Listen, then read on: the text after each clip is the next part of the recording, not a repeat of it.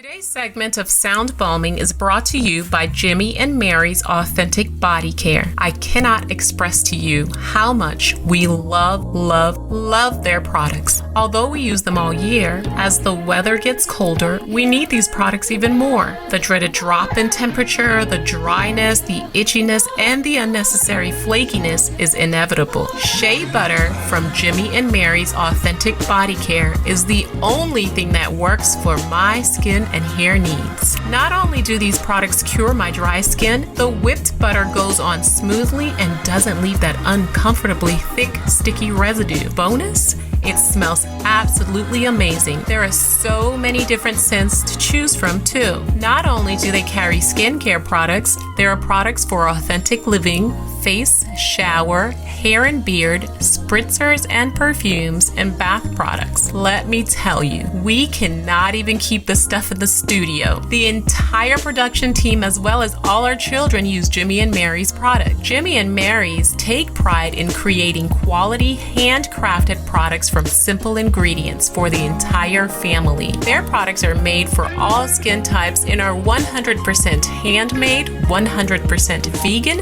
and 100% cruelty-free. Skincare is important. Moisture is key, and keeping our skin and hair hydrated is essential. I cannot emphasize how much we trust Jimmy and Mary's for all of our skincare needs. Hurry on up to jimmyandmarys.com and check out their products. Did I mention service is fast and efficient too? Don't forget to mention that you heard about Jimmy and Mary's Authentic Skincare on Sound Balming. Use the discount code SOUNDBALM20 to get 15% off. That's SOUNDBALM20 for 15% off at Jimmy and Mary's Authentic Skincare. Hey everybody, welcome to Sound Bombing. I created this show for people who want to experience a radical, life-changing journey through the sounds of my diverse guests. I hope that each sound you hear on this show will strengthen your faith, encourage your dreams, and challenge you to awaken the greatness within you. Drop the bombs. Drop the bomb. We're gonna drop the bomb. Drop the bomb. We're gonna drop the bomb. Drop the bomb. We come to drop the bomb. Drop the bomb. This is a journey into sound. A journey which along the way will bring to you new color, new dimension, new values, and a new experience.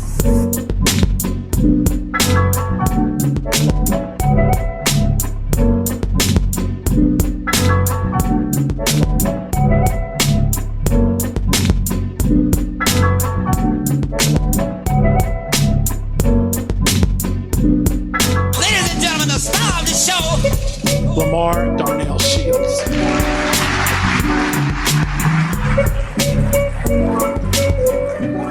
Good morning, good afternoon, good evening, whatever the time of the day is. I am so honored and grateful that you decide to hang out with me.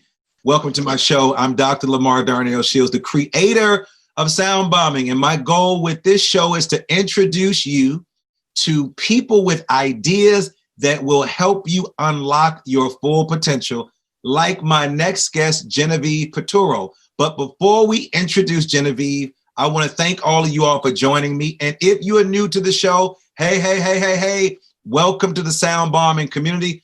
If you are an old head, if you are an OG, if you are a bomber for a year or 2 years, thank you for coming back. Thank you. And please share us with all of your friends. If you're new, hey, let me tell you what we always start out with our show with. As my guest waits patiently, we always start out with our 3 breaths. I am an advocate of breathing techniques, meditation, and mindfulness. So I want to encourage you, if you're driving, pull over. If you're walking, pay attention. Don't close your eyes. But to all my other people that may be listening in the car, pulled over, or that may be in your home or wherever you are, I'm going to ask you to put your feet on the floor. And I want to ask you all to have your palms facing up. And I want to ask my guests, who I'm going to introduce shortly, to do the same. We always start with our 3 breaths to create this powerful, wonderful energy, because I bring powerful and energetic people to this space to come share with you every day. So as my 3rd graders used to say to me, they would say to Mr. Shields, sit up, Sit straight, roll your shoulders back and relax. And here we go. Our 3 breaths. We're going to go with our first one for 3 seconds. Inhale through our nostril. Hold it for 3 seconds. Exhale. Oh, look, we're going to go a little deeper. 5 seconds. Inhale. Hold it. Exhale. Now we're going to go much deeper. We're going to go about 10 seconds. So I want you to pour deep into your belly. Inhale. Hold it for 10 seconds. Exhale. And what do we call that? We call that the breath of life. This says that we are here, that we're excited, that we want to bring our attention and our awareness to our wonderful guest. Who am I talking about? None other than Genevieve Piturro. You might be asking, Lamar, who is that? I think I heard of her name before, but sit back. Let me just tell you who she is. She was a successful television marketing executive in the great city of New York for 20 years until a little girl's question changed the course of her life forever. And she jumped off the corporate ladder, and then she began delivering pajamas. You hear me? And we say for Spanish, pajamas. Pajamas and books to children in shelters since 2001 when she founded the Pajama Program. Yes, I did say pajamas, a nonprofit which has been recognized nationwide for both this success and Genevieve's stories.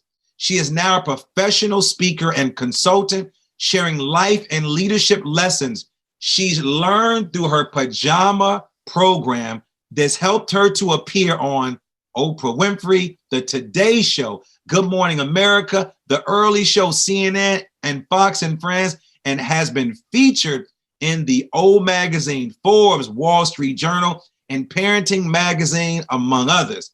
Genevieve has been the recipient of many awards, including the Shining World Compassion Award, Smart CEO Award of New York City, Edith C. Macy Award for Distinguished Service, Westchester Children's Association, Friend of Abbott House Award, all of these amazing awards. But let me just tell you this, she's here with you today. But before we bring her up, I want to make a statement. If you want to be fulfilled, happy, content, and experience inner peace and inner fulfillment, it's critical that you learn how to find your passion and your life purpose. We talk about this all the time on the show. Without a life purpose as the compass to guide you, your goals and action plans may not ultimately fulfill you. We are all born with a deep, meaningful purpose, and that we have to discover. Your purpose is not just something you need to make up. It's already there. You have to uncover it to create the life you want. And as the great Jack Canfield said, everything you want is on the other side of fear. So today, we want to highlight the charitable acts of Genevieve Piturro in honor of National Philanthropy Day as a woman who has made a major life change at the age of 38 to pursue her true purpose and has inspired the community to contribute to her cause. National Philanthropy Day is celebrated annually on November 15th each year. The day signifies the importance of working together for the common good of man and womankind. On National Philanthropy Day, no act of kindness goes unnoticed. For as long as humankind exists, there is going to be a need to help each other out. National Philanthropy Day acknowledges the importance of stepping up and doing your part, not only to help those less fortunate, but also to ensure that the world is a better place. And I brought someone here to celebrate with us. So I want you to welcome Genevieve Piturro to the sound bombing community. Welcome, welcome, welcome. Thank you for that incredible introduction, Dr. Lamar. How are you? I am great. So 2 questions I always start out with my guests is this. 1, let us know where you're calling in from. And then let's just do a wellness check-in. How are you doing since this pandemic is affecting all of us? Thank you for asking. First, I'm calling in from Irvington, New York, which is a little town on the Hudson River just north of New York City, Manhattan. And I am doing okay. I think, I released my book. It launched in the pandemic, August. And as you can imagine, it wasn't what I had originally planned, or nor the publishers, but that's the date that was set. And I really trusted the universe to know what was right. So I didn't worry. I didn't lose sleep over it. I didn't try to change the date. I decided to accept it, which was good because it's keeping me extremely busy and focused on the reason I wrote the book and the reason I started Pajama Program, to share the story, to ask other people what their stories were, and listen and share. And I think that the timing was right for all of that. So I'm doing okay, and just, saying prayers for everyone. Well, we're going to talk about the Pajama Program. We're going to talk about your book, but I want to park for a second. I wanted to unpack something that you just said. You said, I trusted the universe. I want you to explain to my listeners what you mean when you say, I trusted the universe. Sure. Well, I grew up saying prayers to God and believing that he was watching over us and that there was a divine being and something outside of us. But that was pretty much my understanding of what was the greater good. And when I had this aha moment, as we say, and found my purpose in a crazy synchronistic way, for those 20 years forward, I realized that when you are living and listening through your heart and you find a purpose that helps the greater good and transforms you, that the universe, God, divine, whatever you want to call it, all conspires to help and support you along the way. So I've learned through some pretty astonishing synchronicities that we're not alone. And so I've just tried to understand I have a partner in everything, invisible or not, and it's God, the universe, divine, however people want to call it. That's what it is to me. I love that. And so I must admit, I was so excited about this interview. My producer was like, any woman that comes on the show, my producer gets excited. Let me just be real clear, because she's a female and she's always elevating women. I don't care what race, culture, class you come from. So I want to honor that. But when she shared a little bit of information about you and what you've done, of course, I went on and checked out some of the things. The Pajama Program, I must admit, Genevieve, I was going to put on some pajamas because people know me. Dr. Shields likes to dress for the part. But Genevieve, I realized I don't have any pajamas. I don't have any pajamas that I would call pajamas. I have like some shorts and I have maybe some pants, a t-shirt. So if I'd have worn that, it would be like, so why are you sort of underdressed while this amazing woman? So I just to let you know, I did try to put together some PJs, but I had a couple of holes over here and over there. And I was like, you made the right decision. Yeah, I don't think that's a great representation. But before we jump into the program, because we're going to talk about that, I'm excited about that, and also National Philanthropy Day. How did you make a leap off the corporate ladder without falling flat on your face? I want to say that again. How did you make that leap? Because there's so many of us, Genevieve, who are afraid to jump off that corporate ladder, who are climbing that ladder, and then they get to the top or halfway, say, this is not for me, but I don't want to let go. Talk to us about how you were able to do that. Well, the fact is I did fall a number of times. I just got back up. I was just obsessed when things looked like it was do or die. I had to get this done. I had to keep giving these children pajamas and books, and we can get into the why and how I started. But I did fall, and I think that's okay. I think we learn. I think we learn how to dust ourselves off. I think we learn how to say that didn't work, and sometimes in a public way. And I think every time that happens, and the number of seconds it takes for us to get up should get fewer and fewer, and we get up faster and faster. And I think that's the key to reaching our goal. It's okay to fall down, just get back up. I know in this world, we taught young people that we make these statements. We say failure is not an option. And I was an educator too. We would say these chants, failure is not an option. Then I started to look at all the great people, from Albert Einstein to Jeff Bezos, to Dr. King, to our current president, Donald Trump, to authors, to leaders. They all failed. they all failed, but then they also start to talk about lessons. What are some lessons that failure has taught you about maybe success or about passion or maybe about perseverance? Oh, I have lots and lots of lessons I've learned. Picking one. Okay, I've got one. That was quick. That was quick. You know what? There's so many lessons I learned, and I used to be embarrassed about why it took me so long to learn them, but it's okay as long as I share them and I support someone. And in my book, I call them heart of the matter lessons. And they're at the end of every chapter. And it's about what I learned in the chapter that I write about, the whole journey of Pajama Program. And one of the early lessons I learned, and I learned the hard way, is you need, when you're starting something new, whether it's a new career or anything new, something new, pastime, new friends, gather your cheerleaders before you go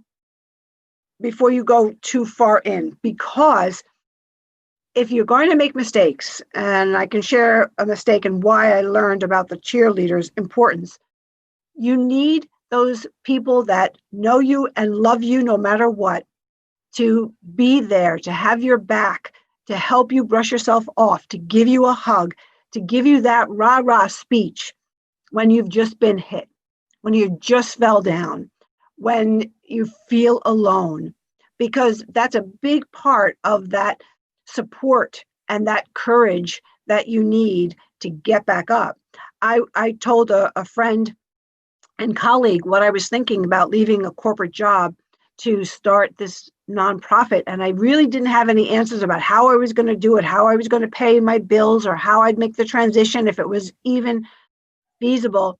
And she looked at me like I had six heads and just started to shoot these questions that I had no answers. How are you going to do this? Did you think about it? Do you have any expertise? Do you know anything about it? Do you know lawyers and accountants?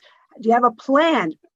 And all of those came at me like bullets. And I was on my knees because I had no answers. I just had this idea that I thought I could make it work. I thought for sure my friends would say, oh, that's a beautiful idea, but she didn't. And I was down for a little while. I felt beat up. And until I went to my mom, I was single when I started this whole journey, and my new husband, who said, you have a beautiful idea. You will figure it out. I have faith in you.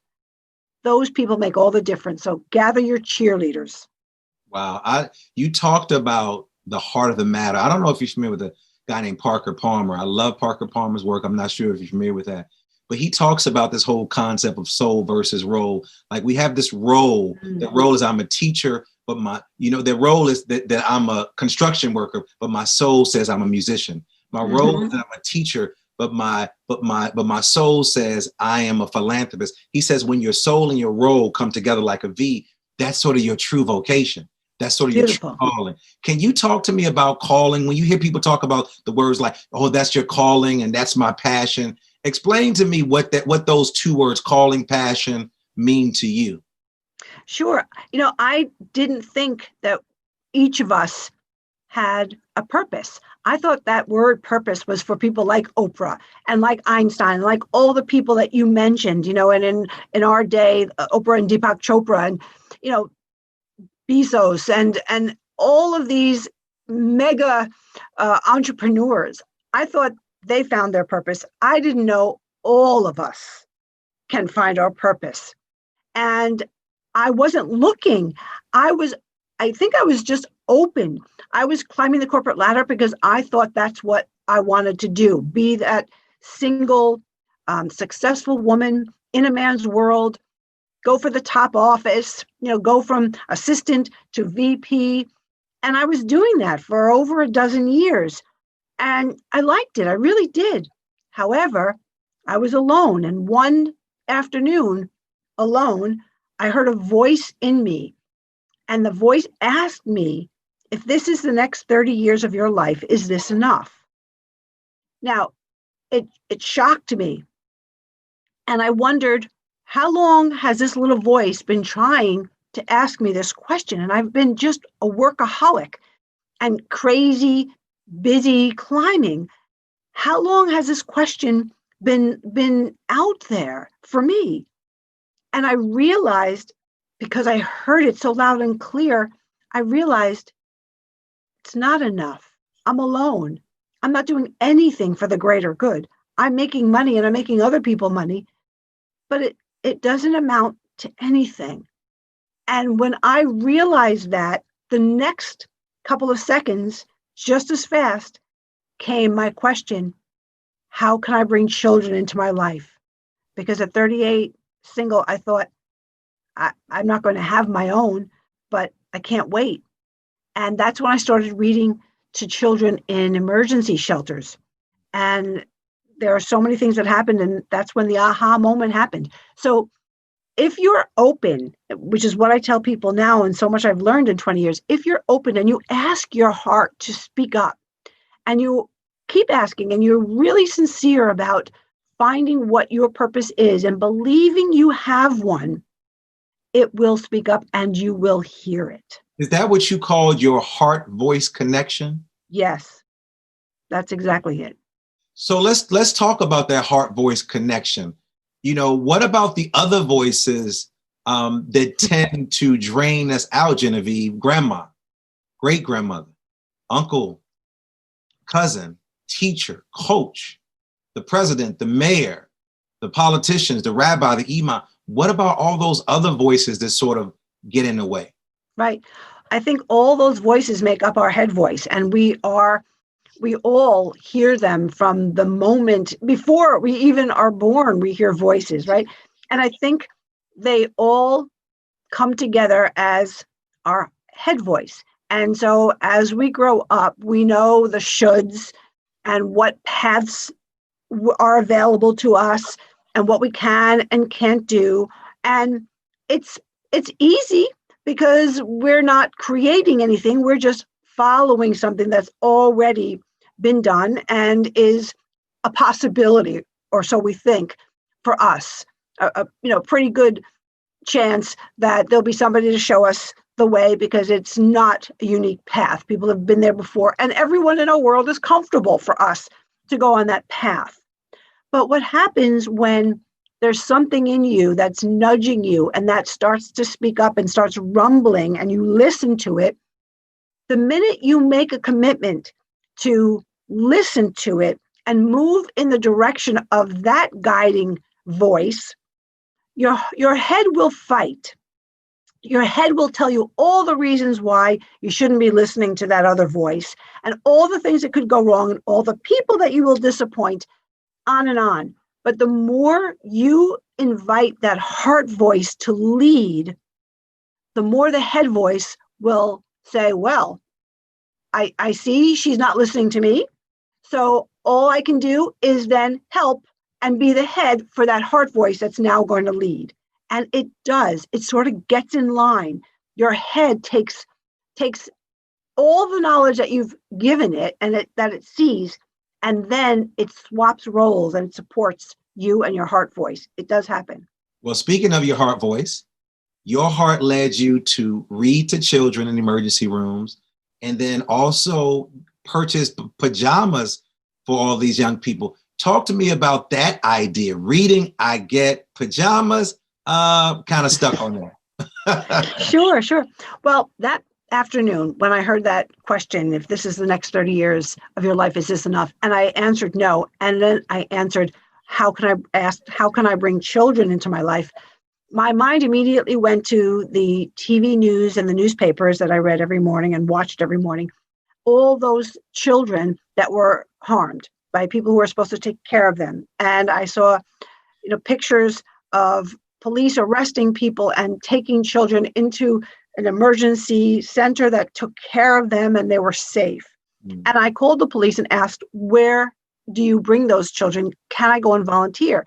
And they gave me some information, and I tracked down some of those emergency shelters. And I asked if I could come and read to the children at night. I didn't know what to expect. I'd never asked that question before, but I was welcomed in. And it was great. It was pre 9/11, and things were a little different then. And now it's still worth it, but it does take a little more of those security issues to pass, but I still encourage people to go through it. So I went and I read at night in my business suit on the floor in these shelters to these children that had been brought in by social workers or police. And you can imagine how frightened they were and traumatized. And, they didn't come with a suitcase of nice clothes. They had what they were wearing. A lot of times it was soiled and tight, and they were afraid, and, they were alone. If they'd come in with an adult, that adult was getting counseling or getting care separately. And the children didn't know where they were, why they were there, and what would happen tomorrow. So here I was sitting on the floor in my suit, reading storybooks to children, and you could hear a pin drop.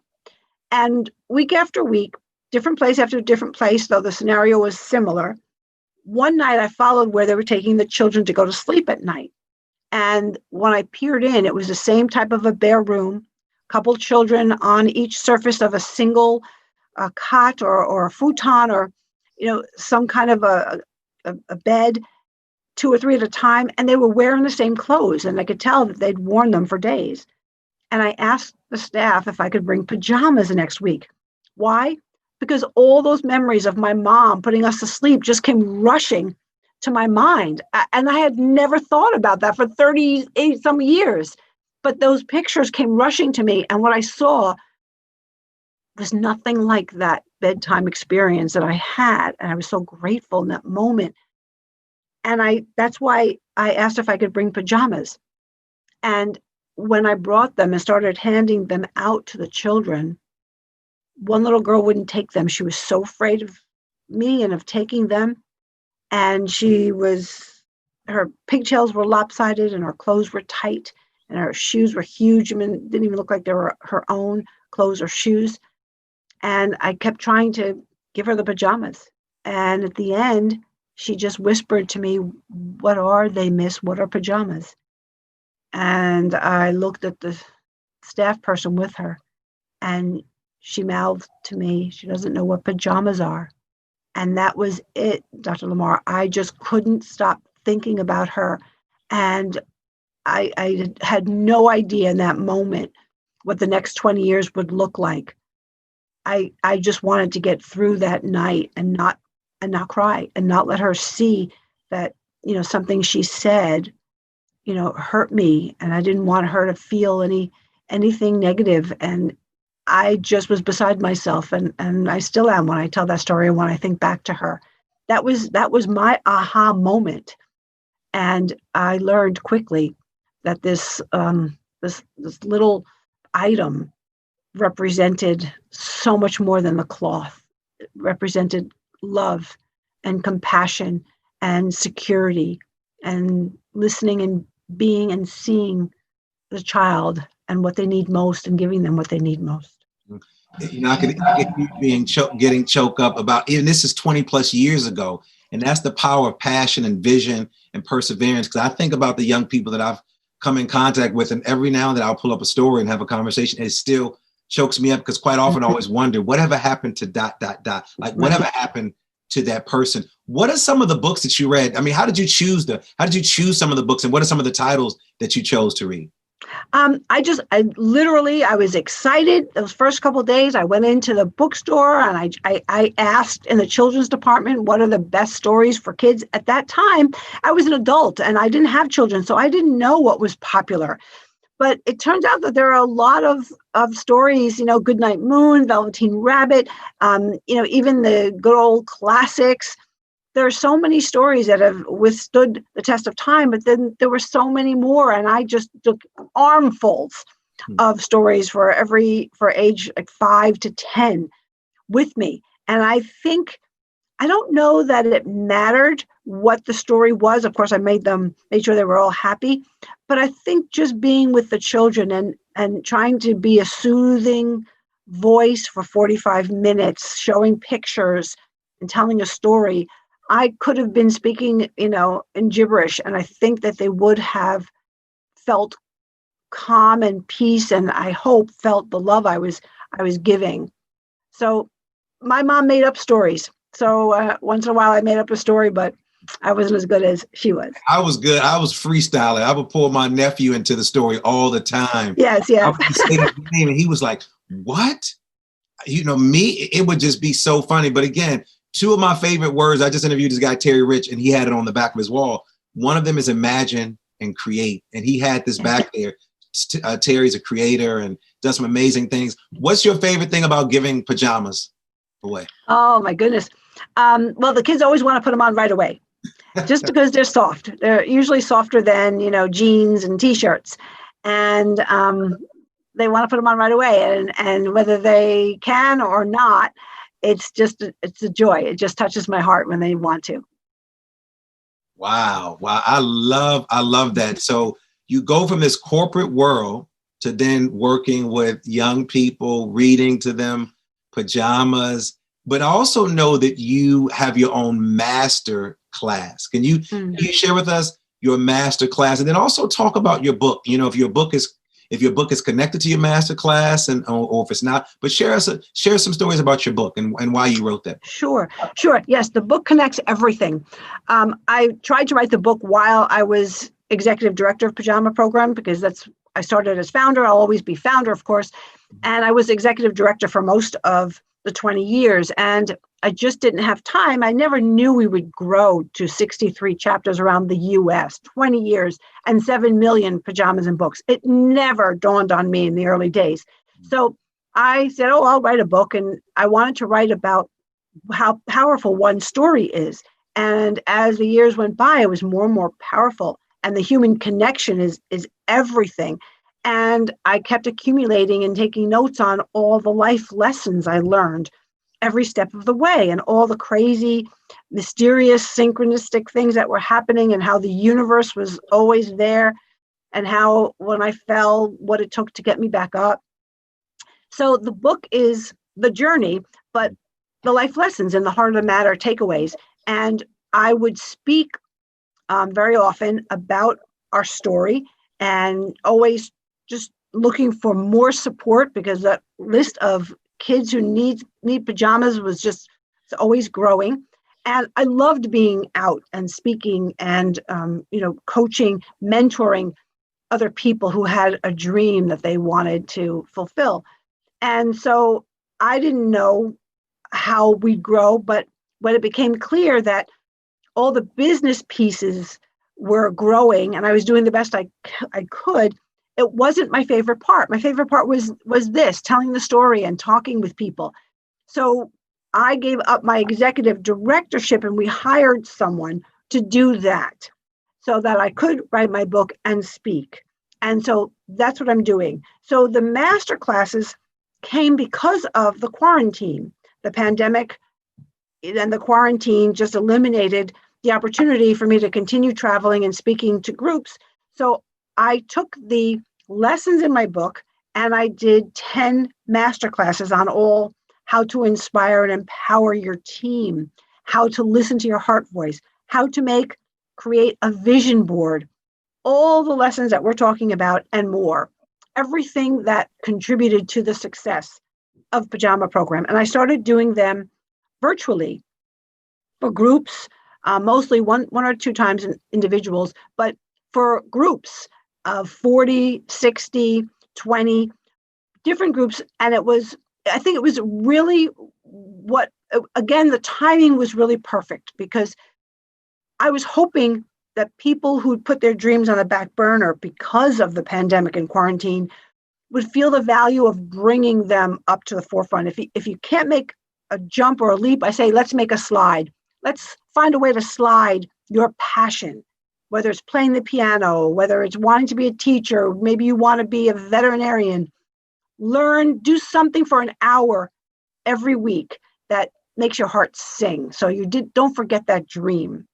So what's your secret sauce to maintaining an organization like yours? I mean, you started out just going into a room reading, then you're on the Today Show, Oprah, CNN. What's your secret sauce that you want to share with organizations that may be struggling to find out what their passion, purpose, but then also to maintaining and telling a story? Because I think stories are so important, and people like to be connected to a good story. They like to purchase products that are connected to a good story. They like to donate to individuals that are connected to a good story. I created a storytelling show called the shortcut show around people of color who don't really get a chance to share their stories. So what's your secret sauce to the success of your organization? Where are people missing the mark? And then what is the main ingredient in telling a story? The human connection. That's everything. We've come so far, and we relied, until the pandemic, we relied on our phones and our computers instead of looking people in the eye. And we lost the ability to be in the room, and wearing masks, we had to look at people in the eye.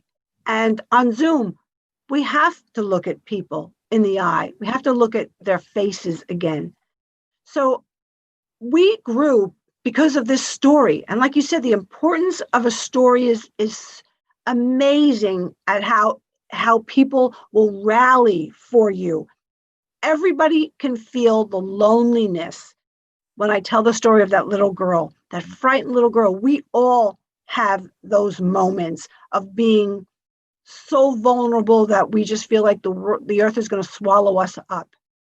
And that story connected us and still connects us 20 years in around one goal. And I think people miss that. Teams, the culture everyone is separated.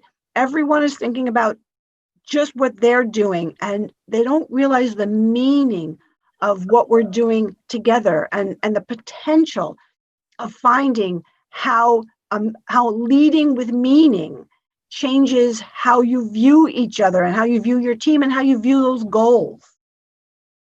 So what does the next 30 years look for your Pajama and Book program?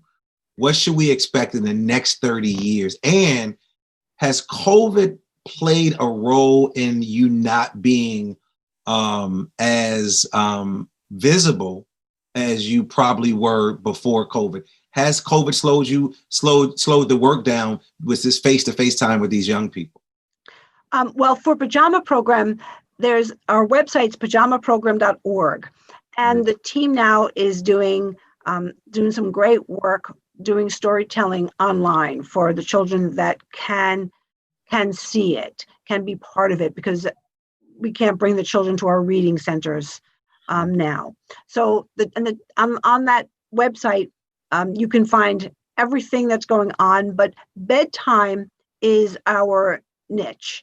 And the team and our executive director are planning some really great strides in making bedtime, our logo is good nights and good days, making that bedtime so secure for the children. So when they wake up, they have that energy and that peace to really thrive. And it's a great added program. And I don't want to give it away, but on pajamaprogram.org, there are details. And certainly you can write to me at my email at genevievepiturro.com. I can make an introduction if you'd like. And that's, so I'm continuing to spread the word of where we started and, how other people can learn to feel the fear and do it anyway. One of my favorite pieces of advice.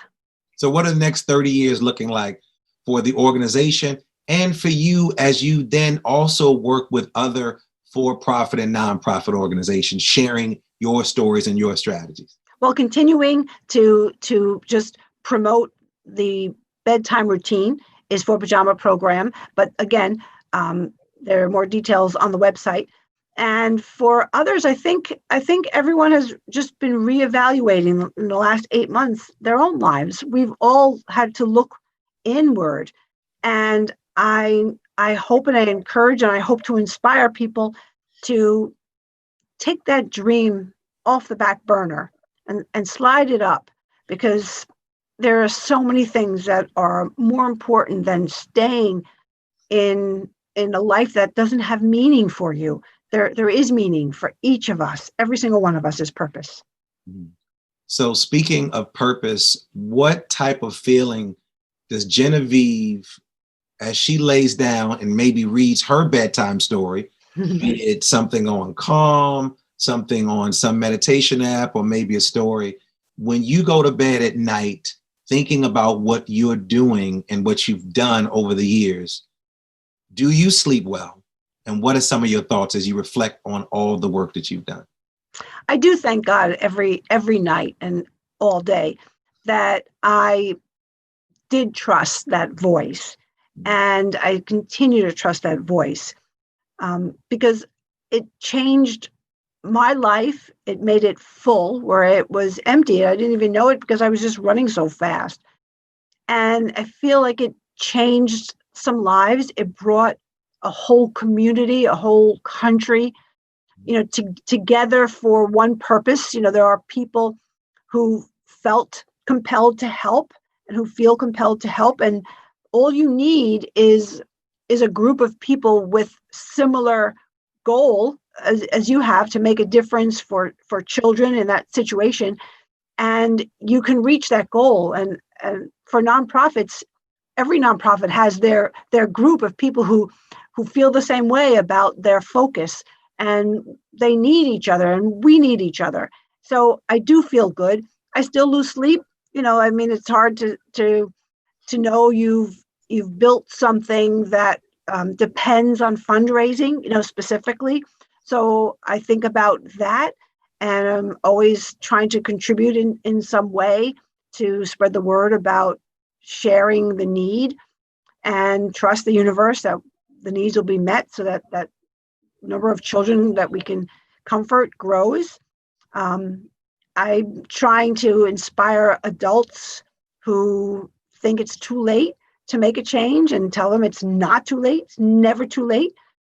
And I can be there and tell you everything I did wrong and support you and listen. I'm a good listener.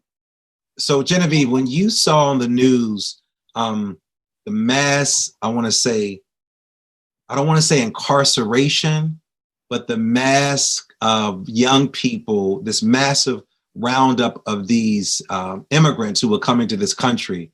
And we were reading these stories about these children, either being locked in cages or being stripped away from their parents and having to sleep by themselves while their parents were then being hauled off to prison or what have you.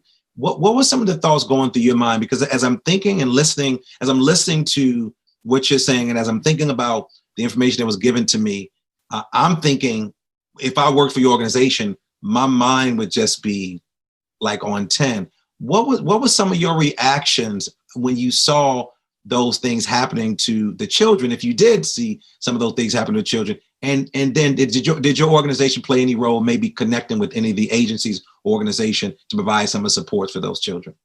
Well, I know that there are some local places where children are sleeping, some of the group homes. And I know that we participated in the distribution of pajamas and books there.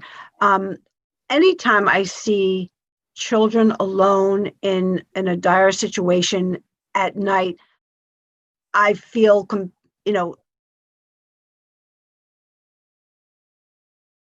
people with children. Louisiana and Houston after Hurricane Katrina, to where they brought those families with children to the Superdome and saw them sleeping, again on cots in this huge hall with only Tupperware.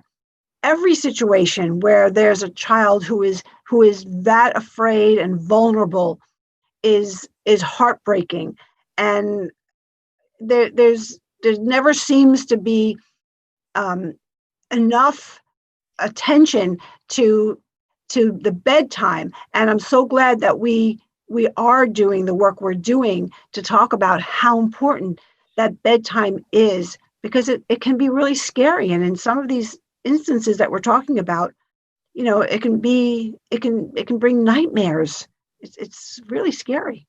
There's a saying in a part of Africa, the Maasai tribe, every morning, Genevieve, before they start their meeting, the chief asks this one question, and I want you to respond to the same question. The chief starts out his meeting this way, and he asks the question, how are the children? Mm. How are the children? How are the children?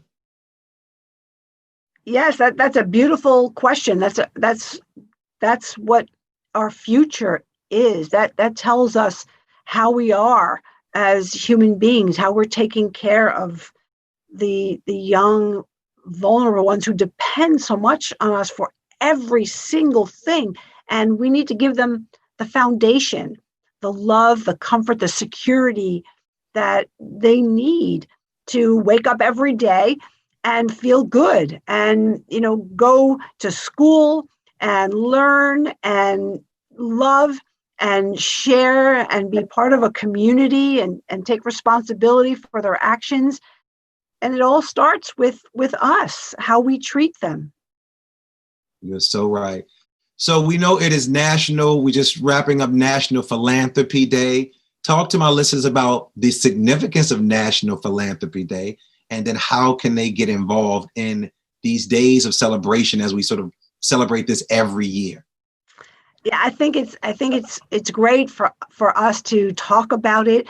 We all can give our time, even an hour once in a while to do something that we love for someone else. There are so many organizations, there are so many people who need a hand up, who need even, a hug or a pat on the back. And there are so many places that would love to have us volunteer.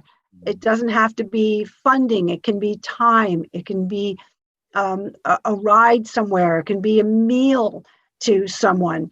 But when we celebrate together and we share what we're doing, I'm doing pajamas and books, and somebody else is doing the meals for the seniors, and somebody else is reading to the blind.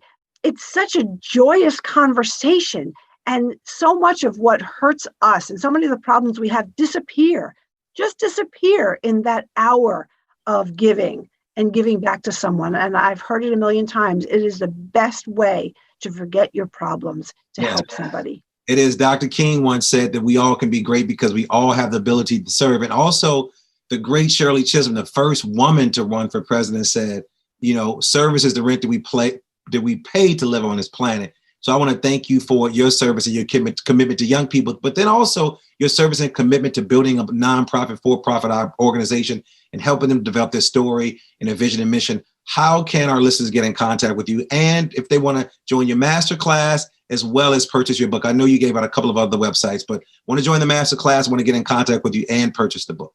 Sure. It's GenevievePiturro.com. And the book is here, Purpose, Passion, and Pajamas. And the subtitle is How to Transform Your Life, Embrace the Human Connection, and Lead with Meaning. It's on my website. It's also on Amazon. And I'd be happy to listen, to brainstorm with anybody who has an idea and maybe hasn't told anybody yet. I promise I won't tell. Genevieve, first of all, I love the book. I love the way it looks. It really It's a very relaxing book image, and I'm sure you have some time and energy. So thanks for joining me. But before you leave, my favorite part of the show is called the Super Bomb Questions, which is brought to us by Mountain Made. It's an opportunity for me to ask you some different questions. And I know bedtime is important to you, so that means that you got your rest. So I know your energy is going to be fire for part two. So we'll Genevieve Piturro, are you ready? Okay, we'll see. All right, so here we go. What is your favorite word? Oh, yes. What is your favorite quote? Oh, I said before, feel the fear and do it anyway. What's your spirit animal? Oh, I would say a horse. I don't know why. What brings you to tears of joy? Oh, my goodness. The children, even when I remember the stories and when I remember the first time I saw them peering in the door to see who this lady was who was going to read them a story, those little eyes. What brings you to tears of sorrow? Oh, my mom's in assisted living, and because of this quarantine pandemic, we don't get to see her much. I'm so sorry to hear that. I have several friends dealing with the exact same. Yeah. Prayers out to you and your family. Thank you. What do you wish you had more time to do? Oh, more time. I can't say visit my mom because I can't see her now, but if normal things, that I would say that more time to do. Probably write another book, but not yet. When I have more time. What values do you live by every day? Values I live by, I guess it's the golden rule. Do unto others as you would have them do unto you. Take a deep breath and and just think before I say something that, might not be what I want to say. What's the ritual that you do that helps keep you connected to your inner power? Oh, I meditate every morning. What guides your heart? My inner voice. If you could tell one person you appreciate them, who would that be and why? Oh, I tell my mother a lot these days. So I want to make sure I keep telling her. She's 85. What's the best book or books you've given out and why? Oh, The Four Agreements. I love that book. I love it. Miguel Ruiz. Yes. Mm-hmm. Yeah. Simple, easy, short. Nobody can say, oh, I don't have time to read it. Got to live by it. Yeah, and I have to remind myself of it too.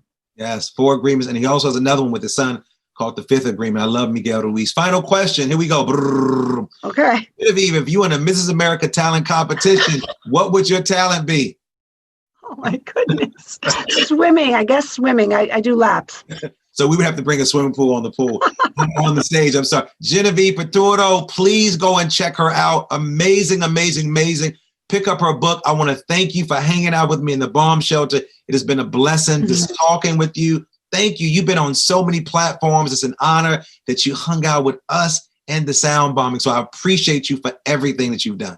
Oh, thank you for sharing and for all the good work you do, Dr. Lamar. Thank you. Thank you. And I also want to thank my engineer, Alexander Blanc, my super duper producer, Nicole Klimpaka, Supremacy for our theme music, and all of you for listening. We could not do this out without you. So please subscribe, leave a comment, stop being stingy, and share me with all of your friends. If you want to know more about me, go to drdrlds.com. And as always, believe that something wonderful is about to happen, but some people miss the message because they're too busy looking for the mess. Thanks for tuning in, and go out and do something wonderful for somebody other than yourself today. That's what philanthropy is about. You've been listening to Sound Bombing. Peace. Thank you, Genevieve.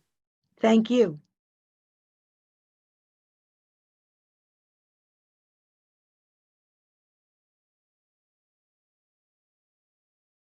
The Super Balm questions are brought to you by Mountain Made CBD.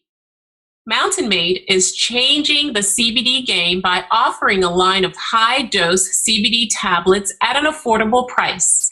Their products are THC-free and third-party tested for accuracy, cleanliness, and potency. Their products, which ship nationwide, include Build for CBD saturation, Boost for precision titration, and Recover for rest and rehab. With 9 years experience in hemp and fitness, Mountain Made's founders are focused on creating a quality product to help those who live an activated lifestyle. Check out mountainmade.life. Again, that's mountainmade.life to find out more about how their products can help you crush life. Remember, their products ship nationwide. Go check out their website today and follow them on social media at Mountain Made. That's the @ MNTMADE. Our staff at Sound Bombing uses Build before a morning workout, which helps to push our bodies to a whole new level on a daily basis. Try Build, try Boost, try Recover. Our staff is using these products to enhance our active lifestyle naturally, and we are crushing life with Mountain Made CBD, and you can too. Start today by going to mountainmade.life and ordering Build, Boost, Recover, or the multitude of other products that they have which will enhance your lifestyle. I promise you, you won't regret it.